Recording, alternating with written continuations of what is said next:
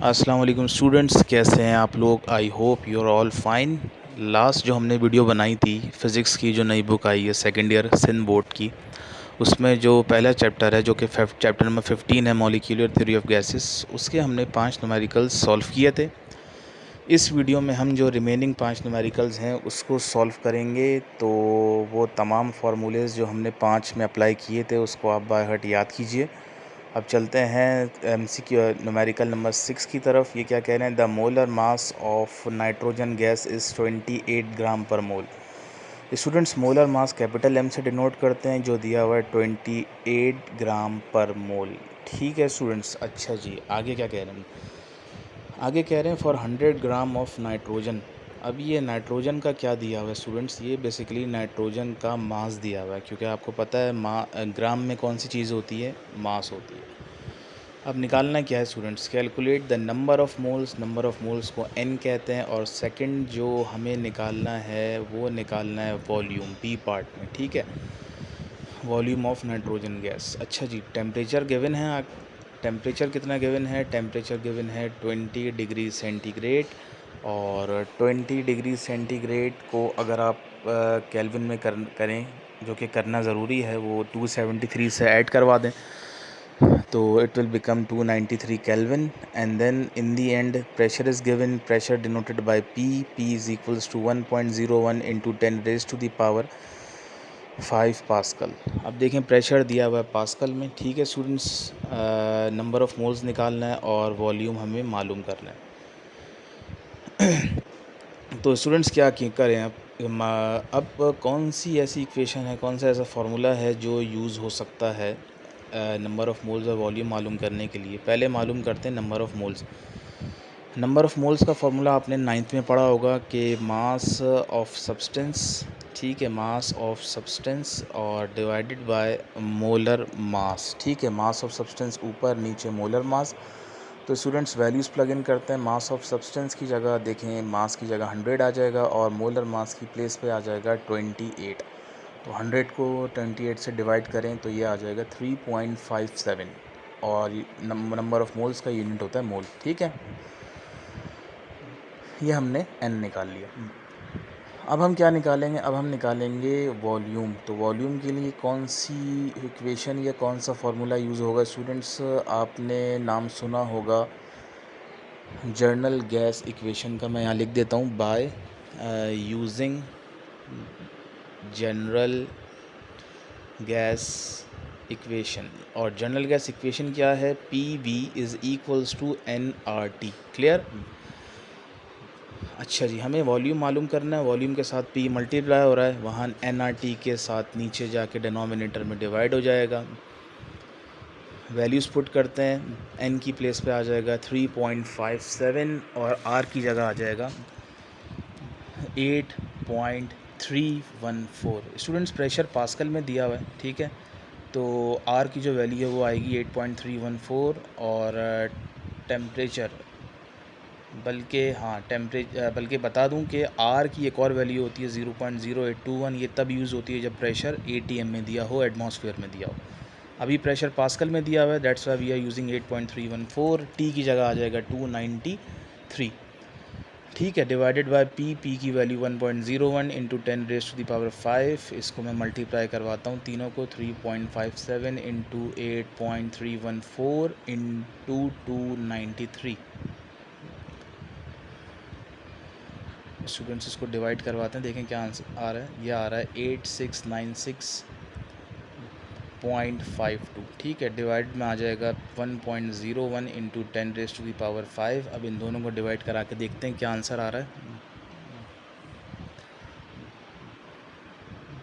इनको डिवाइड कराया स्टूडेंट्स, तो ये आ गया स्टूडेंट्स 0.086 आंसर आ गया। ठीक है, और वॉल्यूम निकाला है हमने। वॉल्यूम का यूनिट होता है मीटर क्यूब, तो मीटर क्यूब इसका यूनिट है। ठीक है, चलते हैं अब क्वेश्चन नंबर 7 की तरफ। न्यूमेरिकल नंबर 7 जो कि है a sample of gas contain 3 into 10 raise to the power 24 atoms. Students ये एटम्स दिए हैं बेसिकली, ठीक है, और calculate the volume of a gas. अब अच्छा, नंबर ऑफ़ एटम्स कितने गिवन हैं, नंबर ऑफ़ एटम्स गिवन हैं 3 into 10 raise to the power 24 atoms. Clear. आगे कह रहे हैं फुल स्टॉप के बाद calculate the volume of the gas, volume मालूम करना है, V is equals to question mark. Temperature given है, किस टेम्परेचर पे वॉल्यूम मालूम करना है, 300 केल्विन। और प्रेशर दिया हुआ है 120। वैसे तो प्रेशर का यूनिट पास्कल होता है स्टूडेंट्स, यहाँ के लगा हुआ है, तो के का मतलब किलो पास्कल। किलोमीटर को मीटर में कन्वर्ट करने के लिए हम 1000 से मल्टीप्लाई करते थे, इसीलिए हम किलो पास्कल को पास्कल में कन्वर्ट करने के लिए भी 1000 से मल्टीप्लाई करेंगे, क्योंकि 120 मल्टीप्लाई बाय किलो का मतलब होता है 1000, तो 1000 से मल्टीप्लाई किया तो ये इसका आंसर आया 120,000 पास्कल। ठीक है स्टूडेंट्स, पास्कल में हमने प्रेशर लिया। अच्छा जी, क्या यूज़ होगी, कौन सा फार्मूला यूज़ होगा, वही फार्मूला जो हम यूज़ करते आए हैं अभी लास्ट में, PV is equals to NRT। ठीक है।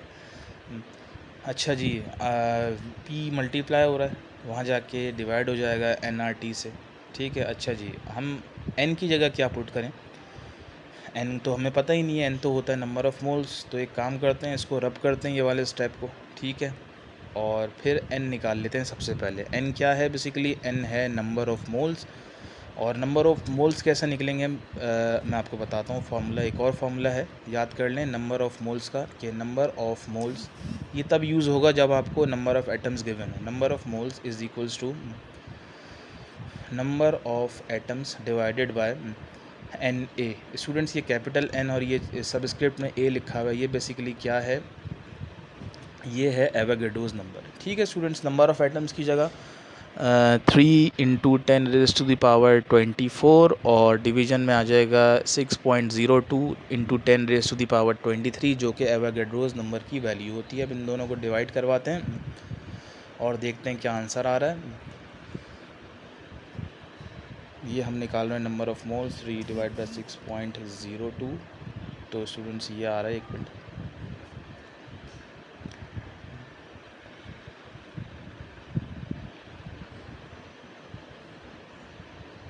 जी स्टूडेंट्स, नंबर ऑफ़ मोल्स आ गए 4.9, और नंबर ऑफ़ मोल्स का जो यूनिट होता है वो होता है मोल। तो ये हमने N निकाल लिया, क्योंकि N निकालने से हम आराम से V भी निकाल सकते हैं। हम यूज़ करेंगे PV is equals to NRT। P यहाँ मल्टीप्लाई हुआ, वहाँ जाके NRT के डिनोमिनेटर में आके डिवाइड हो जाएगा। अब वैल्यूज़ प्लग इन करते हैं। N की जगह आ जाएगा 4.9, R की जगह आएगा 8.314, क्योंकि प्रेशर पास्कल में था इसलिए हम R की ये वैल्यू यूज़ कर रहे हैं। अच्छा जी, और T फॉर टेम्परेचर, टेम्परेचर कितना गिवन है, टेम्परेचर गिवन है 300 केल्विन, पहले से ही केल्विन में कन्वर्ट हुआ हुआ है। ठीक है। प्रेशर की जगह आ जाएगा 120,000। ठीक है, ये प्रेशर दिया हुआ है। अब इसको ज़रा मल्टीप्लाई करवाते हैं, देखते हैं क्या आता है। न्यूमरेटर में 4.9 इंटू 8.314 इंटू 300, यह आ रहा है 122, बल्कि 1,221.58 डिवाइडेड बाय 120,000। अब इन दोनों को डिवाइड करते हैं, देखें क्या आंसर आ रहा है। ये स्टूडेंट्स हमारा वॉल्यूम जो आया वो ये आया 0.101, और यूनिट होता है वॉल्यूम का metre cube. This is the required volume. चलते हैं न्यूमेरिकल नंबर 8 की तरफ, जो कि है calculate the root mean square speed. Root mean square speed निकालनी है हाइड्रोजन मॉलिक्यूल की, तो इसकी शॉर्ट फॉर्म होती है, इसका सिंबल होता है VRMS। V for velocity speed, RMS का मतलब रूट मीन स्क्वायर। सही है, root mean speed. Hydrogen molecule की निकालनी है। टेम्परेचर यहाँ गिवन है, कितने डिग्री पे निकालनी है स्टूडेंट्स, यहाँ हमें 0 डिग्री पे निकालनी है। तो यहाँ हम लिख देता हूँ 0 डिग्री सेंटीग्रेड केल्विन में कन्वर्ट कर लेते हैं, +273 होगा, ये आपको पता है। ठीक है। अच्छा जी, आगे क्या दिया हुआ है, प्रेशर दिया हुआ है। प्रेशर दिया हुआ है 1 ATM, और इसको मैं कन्वर्ट कर लेते हैं पहले, +273 कर लिया। अब एक एटमॉस्फेयर कितने पास्कल के बराबर होता है, तो ये आपको पता होना चाहिए। इसकी वैल्यू होती है 1.01 into 10 raise to the power 5 pascal. ठीक है। टेम्परेचर केल्विन में, प्रेशर पास्कल में। आगे क्या कह रहे हैं, hydrogen to be an ideal gas, the density. अच्छा, डेंसिटी दी हुई है। डेंसिटी क्या है, डेंसिटी की सिंबल होता है रॉ, ये देखें P की तरह का सिंबल है। रॉ इज़ इक्वल्स टू, कितनी दी हुई है हाइड्रोजन मॉलिक्यूल की density, 8.99 into 10 raise to the power -2, और डेंसिटी का यूनिट है किलोग्राम पर मीटर क्यूब। अच्छा जी, अब निकालना है वी आर एम एस का कौन सा फार्मूला यूज़ होगा, मैं यहाँ लिख रहा हूँ V R M S is equals to, अगर डेंसिटी गिवन हो क्वेश्चन में तो आप ये वाला फार्मूला यूज़ करेंगे जो मैं लिखने वाला हूँ, जो कि है √3 into pressure divided by density. ठीक है, ये कब यूज़ होगा, जब प्रेशर बल्कि जब डेंसिटी गिवन हो। वैल्यूज़ प्लग इन करते हैं, 3 की जगह 3, पी की जगह आ जाएगा 1.01 इंटू 10⁵। इसी तरह डिवाइड में आ जाएगा 8.99 इंटू 10⁻⁻²। ठीक है, अब इन दोनों को मल्टीप्लाई कराते हैं, जो न्यूमरेटर में है 3 इंटू 1.01 इंटू 10⁻⁵, तो इसका आंसर आएगा इंटू 10⁵ 30300। ठीक है स्टूडेंट्स, या 303,000 आया। इसको डिवाइड करेंगे 8.99 इंटू 10⁻⁻² से। ठीक है, इसको डिवाइड करवाते हैं। इसको डिवाइड कराने के बाद स्टूडेंट्स हमारे पास जो रूट मीन स्क्वायर स्पीड है हाइड्रोजन मॉलिक्यूल की, वो आई है 3370411.56। रूट इसके ऊपर लगा हुआ है, इसका रूट ले लेंगे हम। ठीक है स्टूडेंट्स, याद रखिएगा रूट लगा हुआ है, तो √3370411.56 इसका जो आंसर आया स्टूडेंट्स, ये आंसर है VRMS इज इक्वल्स टू 1835 और वेलोसिटी या स्पीड का यूनिट होता है मीटर पर सेकेंड। नेक्स्ट क्वेश्चन है calculate the root mean square speed. दोबारा वैसे ही सवाल है लेकिन थोड़ा सा चेंज है। VRMS निकालना है हाइड्रोजन मॉलिक्यूल की। टेम्परेचर पहले 0 था, अब की दफ़ा टेम्परेचर दिया हुआ है 500 केल्विन, तो ये केल्विन आ गया। और आगे दिया हुआ है m, दिया हुआ है m for mass of proton, मैं mp लिख देता हूँ।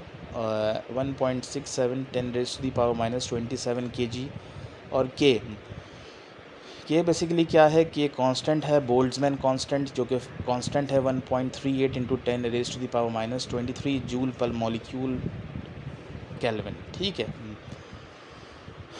अच्छा जी, क्या अब VRMS का कौन सा फार्मूला यूज़ होगा। VRMS का अब एक और फार्मूला है VRMS, पहले तो यूज़ हुआ था डेंसिटी वाला।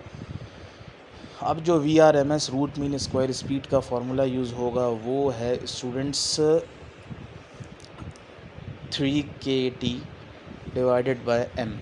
ठीक है student, 3kT divided by m, और ये अंडर रूट के अंदर है, याद रखिएगा। वैल्यूज़ पुट करते हैं, 3 की प्लेस पे आ जाएगा 3 एक नंबर है, k की जगह बोल्ट्जमैन कांस्टेंट 1.38 इंटू 10⁻⁻23। टेम्परेचर की जगह आ जाएगा 500। इसी को डिवाइड करेंगे किससे, अब देखें ज़रा, हाइड्रोजन का मॉलिक्यूल की बात हो रही है, इसका फार्मूला होता है H2। और कितने प्रोटॉन होते हैं हाइड्रोजन में, 2 प्रोटॉन होते हैं, तो हमें तो 1 प्रोटॉन का मास दिया हुआ है, तो 2 प्रोटॉन का मास कैसे लें हम, 2 से मल्टीप्लाई करवा दें। तो मैं यहाँ लिख रहा हूँ, अब ज़रा गौर से देखिएगा, 2 इंटू m तो मास था, कितने प्रोटॉन है, 2 मास है, 2 प्रोटॉन है, तो 2 से मल्टीप्लाई करा दिया। पहले मैं इन तीनों को मल्टीप्लाई कराता हूँ, जो न्यूमरेटर में है वो 3 इंटू 1.38 इंटू 500, यह आ रहा है 2070 into 10⁻⁻23 divided by 2 as it is, और m की जगह आ जाएगा प्रोटॉन का मास। ठीक है। अच्छा जी, इसको 2070 इंटू 10⁻⁻23 एज इट इज़ आ गया। डिवीज़न में आ जाएगा 3.34 जब ये मल्टीप्लाई होगा इंटू 10⁻⁻27। ठीक है, 24 नहीं 27 है। ठीक है। अच्छा जी, अब इनको सिंपल डिवाइड करा देते हैं, 2070 और 3.34 को, देखते हैं क्या आंसर आएगा। ये आ रहा है 619। ठीक है, 0.7604 इंटू 10⁻⁻23, ये -27 ऊपर जाके ऐड हो जाएगा तो +27 हो जाएगा, तो ये हो जाएगा 619.7604 इंटू 10⁻⁴। 10⁻⁴ का मतलब होता है 10,000, और इस पूरी चीज़ को 10,000 से जब मल्टीप्लाई कराएंगे तो you will get your required answer, that is 6197604। ठीक है, अब ये आंसर रूट के अंदर है, याद रखिएगा। In the end we will take the root of 6197604। और जो रूट आया 6197604 का स्टूडेंट्स वो क्या आएगा, अब हम देखते हैं। यह आ रहा है 2489.49 मीटर पर सेकेंड। ठीक है students, last but not the least ये क्वेश्चन नंबर 10 देखते हैं। Determine the average value of the kinetic energy of particles. Average kinetic energy निकालनी है हमें, याद रखिएगा, पार्टिकल्स की एवरेज काइनेटिक एनर्जी निकालनी है पार्टिकल्स की। क्वेश्चन मार्क आ जाएगा यहाँ पे। ठीक है स्टूडेंट्स, अच्छा जी, कितने टेम्परेचर्स दिए हैं यहाँ पे? 2 टेम्परेचर गिवन है। एक टेम्परेचर है 10 डिग्री सेंटीग्रेड, एक टेम्परेचर है 40। तो 10 को कन्वर्ट कर लें डिग्री को केल्विन में, प्लस 273 करवा दें। इसी तरह दूसरे टेम्परेचर जो कि 40 है, इसको कन्वर्ट कर लें आप, 273 को ऐड करवा दें तो ये हो जाएगा 313 केल्विन। ठीक है, एवरेज काइनेटिक एनर्जी निकालनी है इन दोनों टेम्परेचर पे। एवरेज काइनेटिक एनर्जी का स्टूडेंट्स फार्मूला याद होना चाहिए। क्या होता है फार्मूला एवरेज काइनेटिक एनर्जी का? इसका फार्मूला होता है kinetic energy average is equals to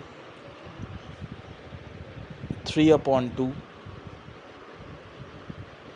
KT। ठीक है, 3/2 KT। K का मतलब बोल्ट्जमैन कांस्टेंट और T का मतलब टेम्परेचर। वैल्यूज़ पुट करते हैं। Kinetic energy average is equals to, अच्छा पहले लिख देता हूँ मैं कि कौन से टेम्परेचर पे ले रहा हूँ मैं, 10 डिग्री पे ले रहा हूँ, और 10 डिग्री बराबर होता है 283 केल्विन के। तो ये जाएगा 3/2। ठीक है, और मल्टीप्लाई बाय K की वैल्यू जो कि है 1.38 इंटू 10⁻⁻23 इंटू 283। अच्छा जी, इन तीनों को मैं मल्टीप्लाई करवा देता हूँ, फिर मैं आपको इसका आंसर बताता हूँ कि इस टेम्परेचर पे क्या आंसर आया। अच्छा जी, तीनों को कराते हैं मल्टीप्लाई, इसका आंसर आ रहा है 585.81। ठीक है, इंटू 10⁻⁻23। अब चेक करते हैं बुक का आंसर कि क्या यही आंसर है हमारी बुक का।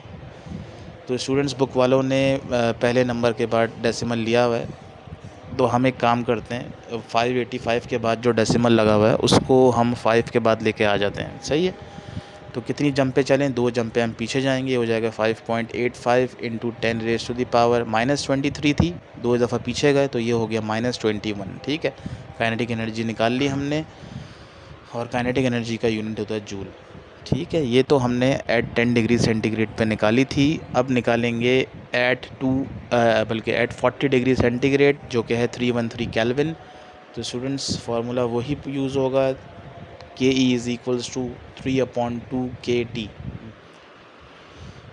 सही है, के की जगह 1.38 10⁻⁻23, और मैं नीचे लिख रहा हूँ टेम्परेचर की प्लेस पे आ जाएगा 313। अब मैं इनको तीनों को सिंप्लीफाई करता हूँ, देखें क्या आंसर आता है।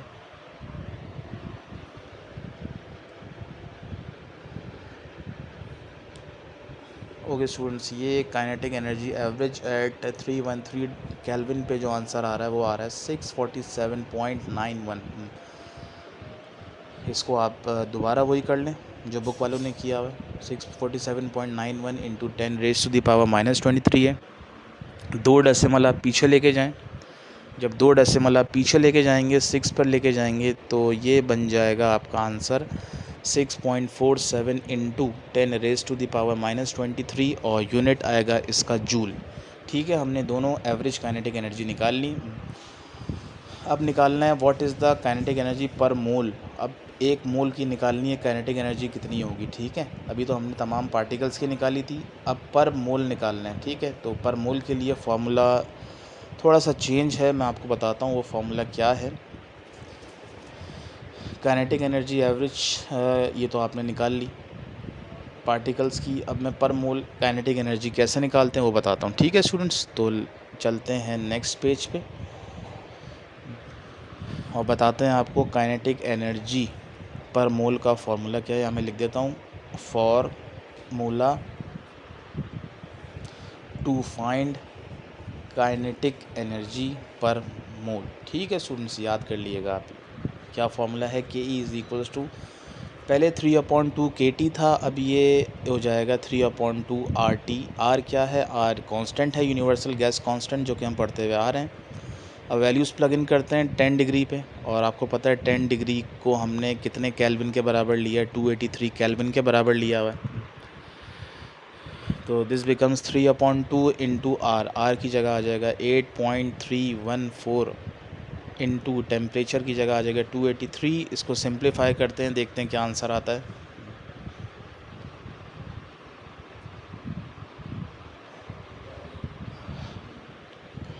ओके स्टूडेंट्स, इसका जो आंसर आ रहा है 283 डिग्री पे, 283 केल्विन पे काइनेटिक एनर्जी पर मोल का वो आ रहा है स्टूडेंट्स 3529.29। ठीक है स्टूडेंट्स, और इसका यूनिट भी जूल होगा। अब हम निकालेंगे एट 313 केल्विन, ठीक है, जो कि डिग्री में 40 डिग्री था। दोबारा वही K E is equals to 3/2 R T, 3/2 as it is, R की प्लेस पे वही यूनिवर्सल गैस कांस्टेंट 8.314, टेम्परेचर की जगह आ जाएगा हमारा 313। अब इसको सिंप्लीफाई करते हैं, देखते हैं क्या आंसर आता है।